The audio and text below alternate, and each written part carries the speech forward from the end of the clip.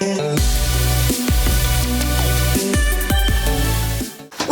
What's up guys, it's Drac, and today we're going to be doing another Top 5 Friday video. This one actually on Friday, and this Top 5 Friday, because you guys gave me so many likes on my Vortex announcement, is going to be Top 5 Vortex Blasters. Now again, I am still holding out hope that we will have some brand new Vortex Blasters, not just reskins of new colors in the Target exclusive line of Vortex VTX. But this is a perfectly good opportunity to kind of rank. There weren't a ton of Vortex Blasters. In fact, I think that there were somewhere around 8 or 9, so doing a top 5 is really silly, especially since some of them were hot garbage. But we're going to go ahead and not even an honorable mention, we're just going to talk about why blasters like this and this aren't going to be on the list. The Diatron is a gimmick and has a really wonky prime, so I don't like it.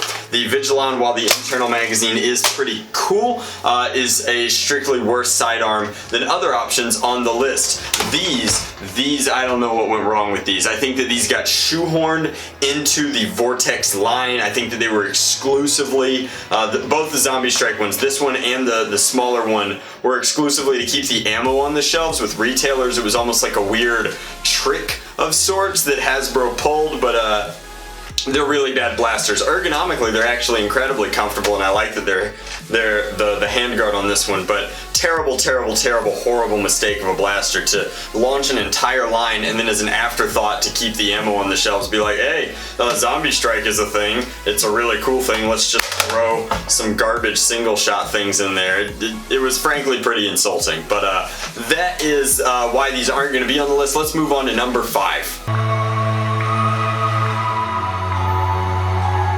Alrighty, so coming in at number 5 is the original gunslinging single shooter, and this one, like, I know I just complained about the really bad single shooters. This one was really cool. The fact that it had this like kind of drop-in slide here for these was super unique at the time, and I thought just really sci-fi-esque, really cool, really fit the very sci-fi aesthetic. It also hit pretty hard. This being fully ambidextrous and retractable was just really neat. I remember making this really cool thing out of PVC that was like a rail attachment here and then held PVC, I think it was an inch and 1.75 inches, and it held the discs and they dropped in. Gravity fed, so you could build a big tube magazine for them, but just a really cool setup for this blaster, and I liked this a lot. It still holds a very near and dear place in my heart, which is why it's number 5. I recognize that a lot of people are going to be like, the Proton is a bad blaster, it only shoots one at a time, didn't you do the internal magazine? And we're gonna get there. We're gonna get there. But we had to start with the Proton. It's small, it's compact, it's fun to spin, and it does that. It's so neat. It's like loading a CD into a CD drive, which half of you watching this have never done in your entire life, but this used to be a really cool part of loading games onto PCs. Anyway, that's the Proton. That's our number 5. Let's move on to number 4. So, number 4 is like the Glow line, and this is the really only good Zombie Strike Vortex crossover blaster. This is the Fuse Fire. I did a really bad review of it forever and a day ago, but I am here to set the record straight, here to correct it, because the Fuse Fire is actually pretty dope. It is an oversized, monstrous, glow-in-the-dark style of what is one of my favorite Vortex blasters. So it's essentially a big Proton. Instead of having that paddle to retract, it has nothing that does that. So I have 5 loaded up in the front. This is where your second reload can go. It's cool that it has that, and I'm going to load them up for you. So you load them up by pushing them through this gate in the back here, and what that does is it actually stores them in an all illuminated kind of internal magazine. So this was not the first internal magazine that Hasbro had done, but this is the part that I missed in my review, because back in the day Hasbro sent blasters without stat sheets. So I don't know how I missed it, but this is actually pretty cool, because what it does is the same thing as the Proton. Every time you prime, it drops one down through here in the internal magazine and loads it ready to fire. So it is one at a time. It's not a gimmick. It just shoots one at a time, and you don't have to create what essentially I created for the Proton, which is a giant magazine attachment. This time, instead of being a gravity feed in, you can load it from, or you should be able to load it from any angle. That was weird, but it loads from an internal chamber up here, which coincidentally you can not only kind of see through this translucent zombie strike plastic, but also it came with glow discs. I don't have the glow discs handy right now, but it lets you shoot glowing discs, which was a really cool gimmick, and it still kind of fit into that pseudo sidearm role. But what it did really, really well is it glowed. And obviously there's some top glow up here, which is just to make it look cool, but what you guys can barely see through this window on the side here is that there's also UV LEDs inside, charging whatever discs happen to be in the chamber at a time. So that is the fuse fire, and I think that it's just a really, really cool offering. It didn't get a fair shake on my channel forever ago, but it's number 4 now because it's actually pretty sweet. It's everything that I love about the Proton, plus integrated dart storage and integrated magazine up top, and you guys know I have a huge affinity for blasters that light up like this. So that's our number 4. Let's move on.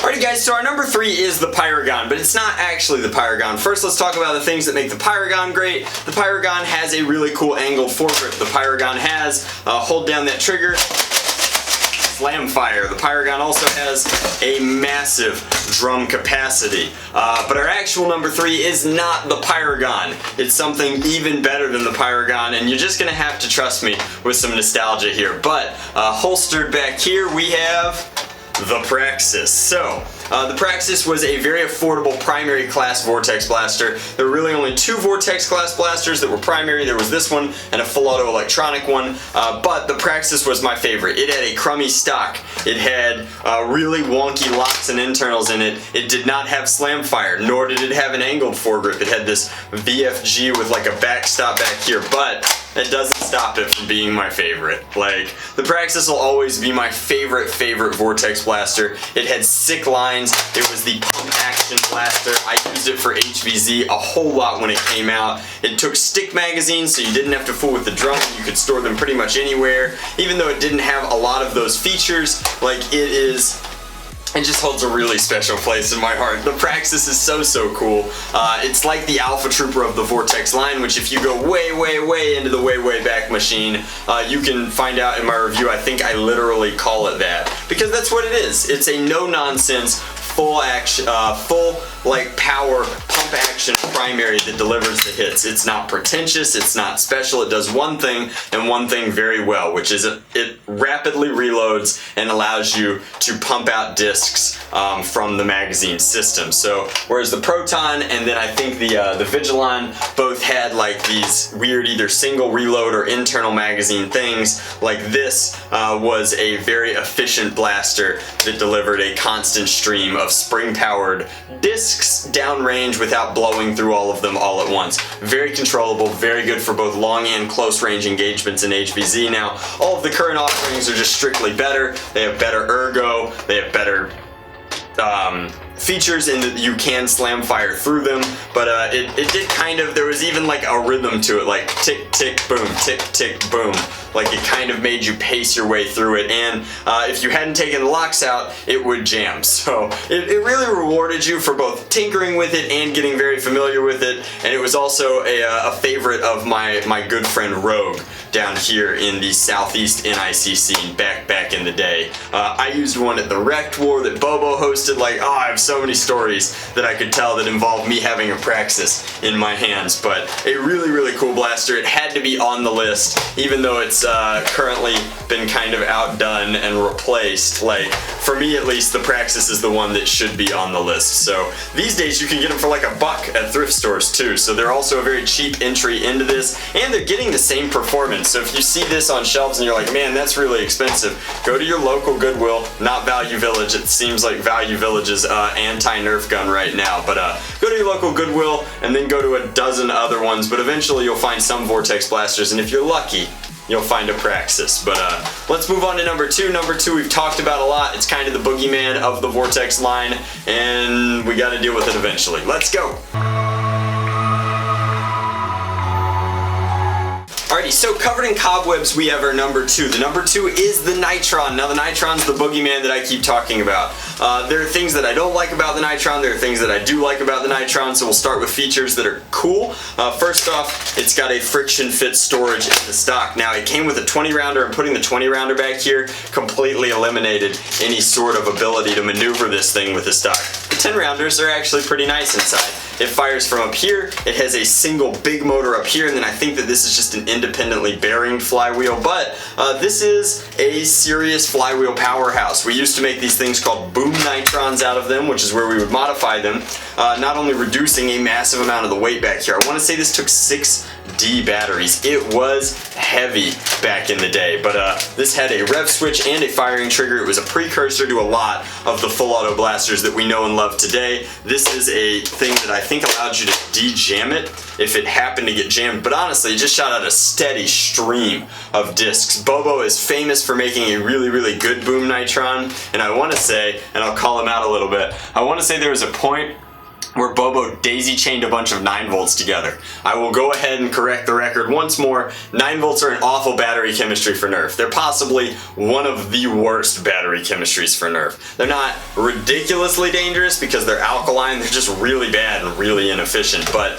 this thing would kind of go brrr and just spit out all of those discs, and then of course the motion that I just did there would create literally a slice of these things. They're so aerodynamically consistent that it would send a line floating down range, which was really, really cool. He used to bring it to wars, then they stopped making the discs, then he stopped bringing it. But I have lots of discs. It might be time. I don't know, we'll do it again, guys. If you give me 5,000 likes on this video, I'll build a Nitron for the modern era.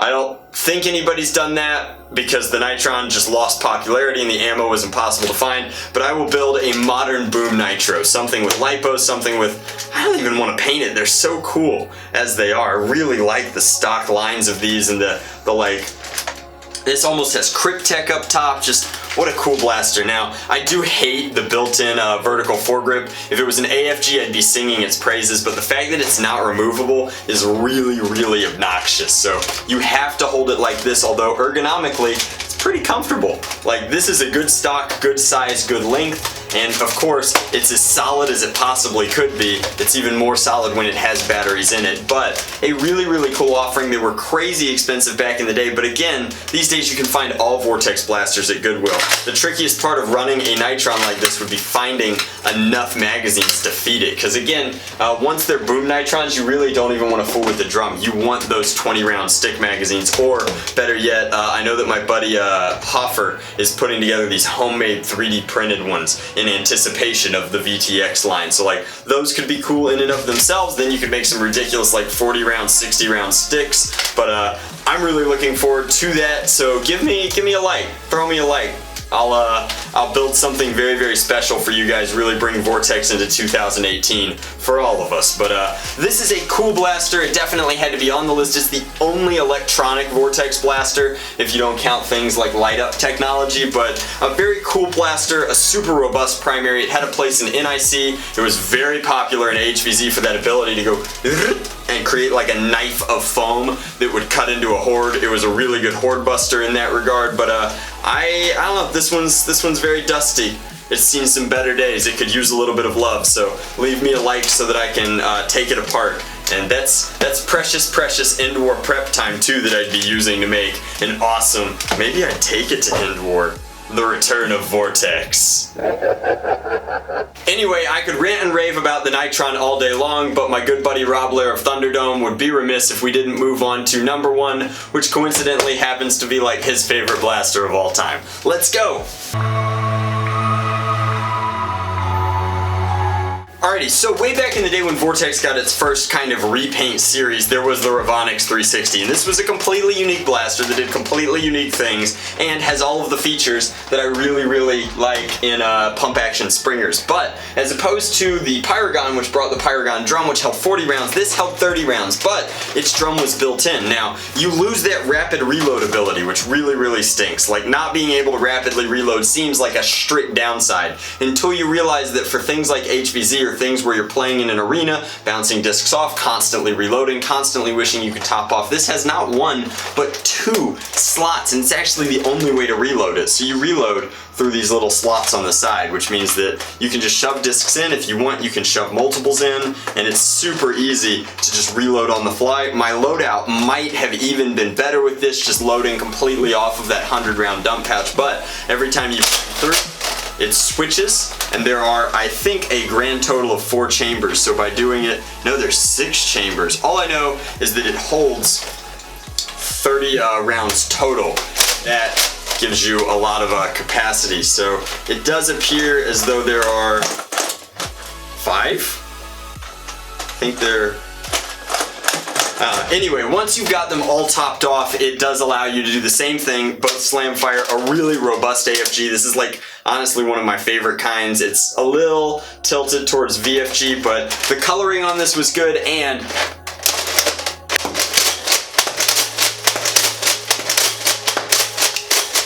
so so we skipped one because I loaded 2, and that's why the continuously topping off is not only a cool feature, but also kind of a necessity. I think that it's a great blaster. You can hear it's just really creaky, and that's because the it won't fire. It knows there's not a disc inside. The internals for this are a nightmare. I tried to fix one for Rob once. It's demon possessed. I know exactly how it works, but that doesn't make it easier to control what is a giant turning thing on one axis with internals that are another axis, a complete flipper mechanism that gets them in there. It won't even open up its jam door all the way. These are just such a pain inside. I want to say that they're virtually impossible to modify, but the good news is VORTEX Blasters get more or less the same performance no matter what you do inside, which means you don't have to modify it. You just could purchase this for 40 United States dollars. Nowadays you can get them way, way cheaper. Just make sure they work first, because again, if they're broken, they're borked. They're turbo borked. You're never gonna ever fix them. Nobody makes kits for them, nobody makes parts for them, and you might never even get it back together inside. Now that's not a challenge. I'm sure somebody with tiny hands and a long attention span has taken one of these things apart and put it back together successfully, but I would never want to do it. I would never take a paint job, I would never take a commission, and I never made a mod guide for this because it's a nightmare inside. But it's a really, really cool blaster stock. So hats off to you, Hasbro. You did it. You made a blaster that I don't want to take apart, but still simultaneously love. And as much as I love it, the founder of Thunderdome, Rob, up in Missouri, he really, really, really loves this blaster. Not only does he like using zany, weird things like the VORTEX ammo, but he also really likes constantly top-offable, reloadable things. So this is the ultimate version of that, the ability to just fill each one of these little internal magazines, the inability to lose those internal magazines, and not having to fool with things like reload paddles or any sort of like extra jumble things is really, really nice. It's got 2 really good bandolier attachment points so that you can sling it either single point or dual point. It's got a very solid built-in stock attachment point so that you can put it wherever you want. I wouldn't run it that way. I would run it because it's already pretty heavy, truth be told, but it looks good. It's very functional, and it's featureful in and of itself. So like it's a really weird blaster, but it's definitely our number 1 because out of everything in the VORTEX line, like, it's the most unique. There's nothing in Dart World that does this.